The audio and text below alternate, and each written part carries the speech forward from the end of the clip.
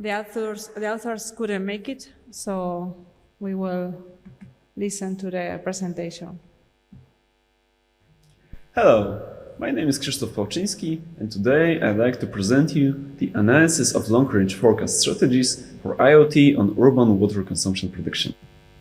The purpose of this research was to evaluate the long-range forecasting strategies suitable for IoT. The study was conducted on the water consumption prediction tasks, and we also wanted to select the machine learning algorithms for long-range forecasting.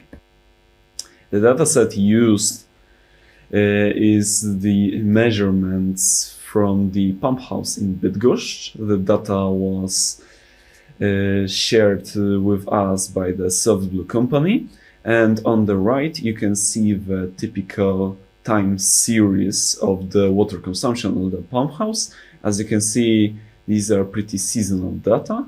We have lows of water consumption in the night, and we have ups in the afternoon, and it is a repetitive pattern.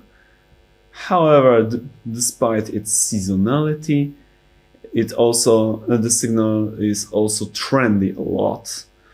We've interpreted signal in the 15-minute intervals. So basically, we have 4 samples per hour. Now, the first strategy for long-range forecasting employed in this research were dedicated models. It goes like this.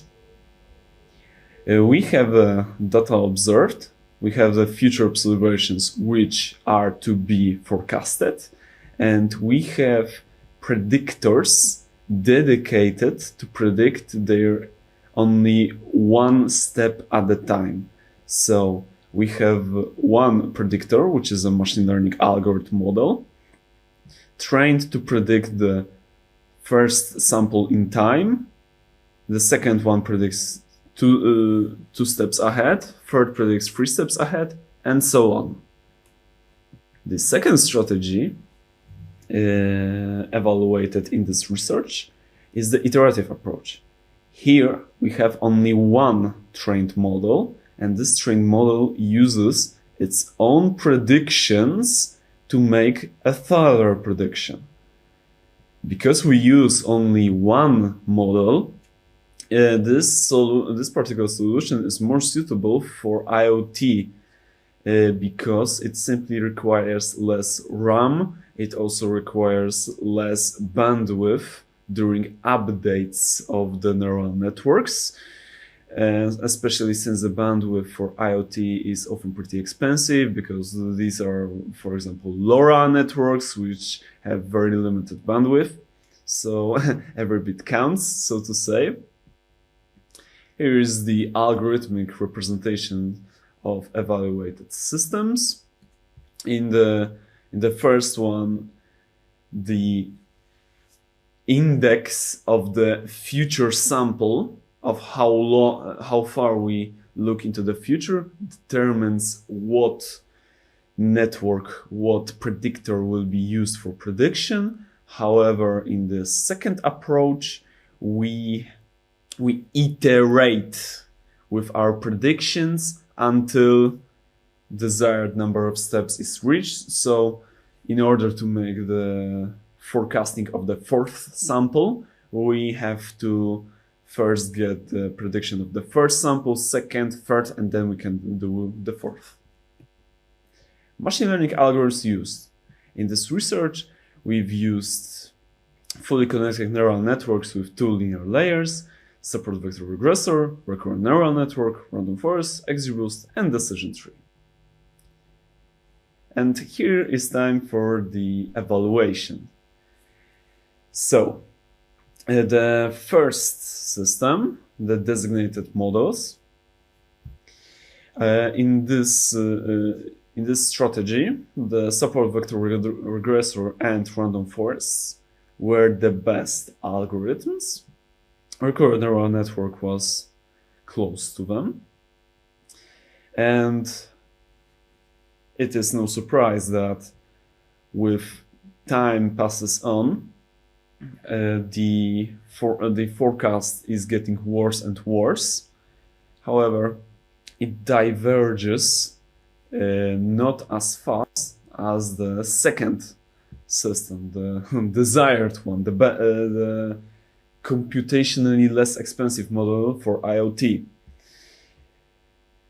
In this system as well, also the support vector regressors and random forests were the best algorithms. So we've used these two for the direct comparison, which can be seen here.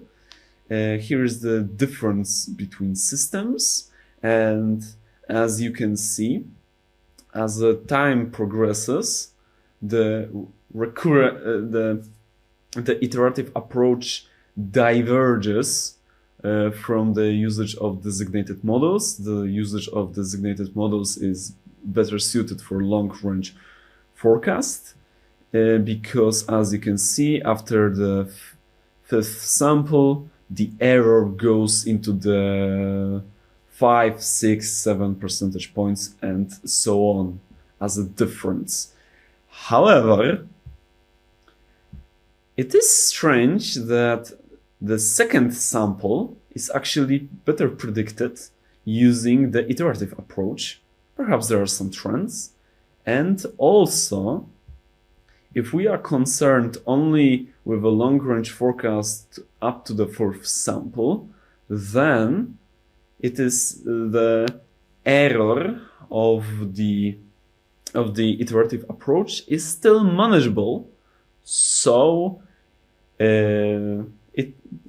for certain purposes, it is actually better to keep the iterative approach, its benefits toward the IoT computations, instead of having the designated models.